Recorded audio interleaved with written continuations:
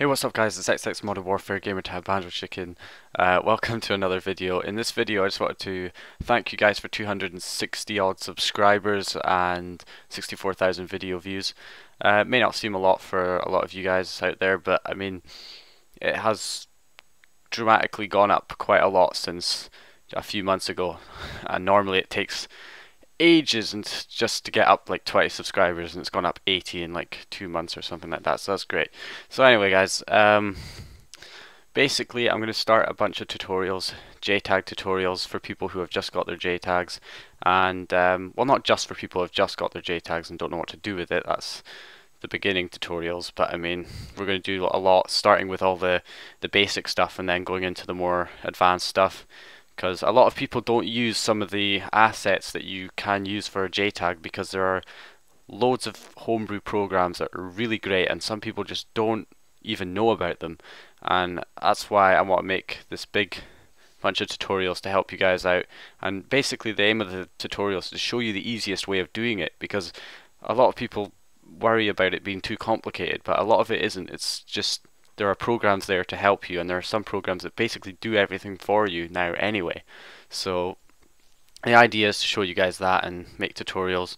So we'll be starting off with the basic stuff for people who have just got their JTAGs, like installing XCX menu, freestyle dash, dash launch, you know, getting a game and burning it onto the hard drive, not burning it onto a hard drive, but copying it onto the hard drive and stuff like that, and DLC, installing downloadable content, indie games, arcade games, then moving on to stuff like FTP instead of using USBs to transfer files.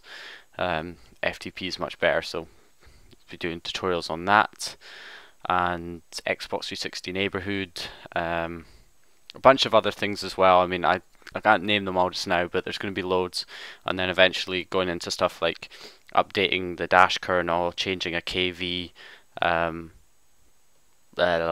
installing RG loader so that you have a dev kit NAND, and using all the Xbox 360 development tools that are available for that. So quite a lot of things, and I'll also be starting hardware tutorials soon as well, once I get a tripod, because I got a new camera so it's better quality, but I mean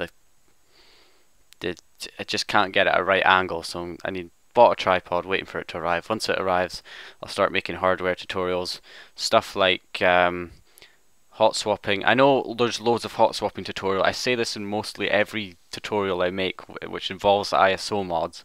I always say, oh, I'm not going to show you how to hot swap. There's loads of hot swapping tutorials out there. Yes, there is, but I mean, the point is, a lot of the hot swapping tutorials are shit, and the reason they're shit is because the people, they don't teach you the best way of doing it. They teach you, oh, you've got to swap the disk really fast in half a second, and if you try and do that, like the tutorials tell you to do, it can end up scratching your disk or laser burning either one, your modded disk or the original copy, and that happens to a lot of people, and I have just the perfect way of doing it where you can take your time and you will not damage the disk at all. So you know, I want to put my version of the tutorials out there to show you guys, so that hopefully you'll do it the right way and you won't end up breaking things, because other tutorials I see out there are just ridiculous. I mean, some people are bloody DVDs flying out of the trays and shit. It's ridiculous. Anyway, so yeah, hot swapping tutorials, and then basic stuff like opening up a Slim, opening up a fat console, and then doing stuff like flashing a DVD drive, like a fat DVD drive and slim DVD drive. For the fat DVD drive, I'll do a DG16D2S drive because they're the most common ones on the fat consoles, and for the slim, I'll do a DG164S, which I think is the most common one for the slims. I mean, there's 5S, but I think 4S is more common, so we'll do 4S.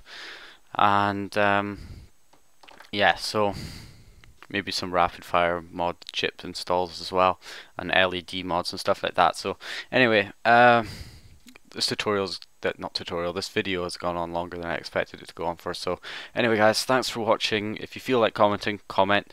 If you liked the video, even though it wasn't a video, it was just me talking. If you liked me talking, then leave a like. If you absolutely hated it, then obviously leave a like, and I'll hopefully see you guys in my next video. And thanks for watching, or listening. Yes, thanks for listening.